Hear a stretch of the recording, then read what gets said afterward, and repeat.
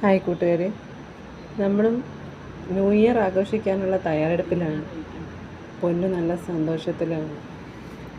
പൊന്നുവിനെ പോലെ കുഞ്ഞിനെ നമുക്ക് കിട്ടിയതിൽ ആദ്യം നല്ല വിഷമം ഉണ്ടായിരുന്നെങ്കിലും ഇപ്പോൾ അവനില്ലാത്ത ഒരു ലോകത്തെപ്പറ്റി ചിന്തിക്കാനേ ഞങ്ങൾക്ക് കഴിയില്ല.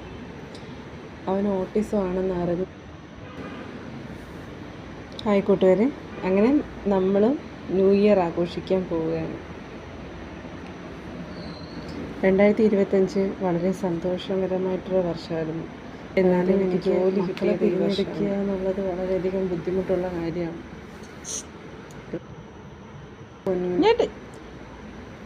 എന്നാലും നമ്മുടെ ലൈഫിൻ്റെ സന്തോഷത്തിന് വേണ്ടിയിട്ട്, നല്ലതിന് വേണ്ടിയിട്ട് ഞാനത് സഹിക്കുകയാണ്.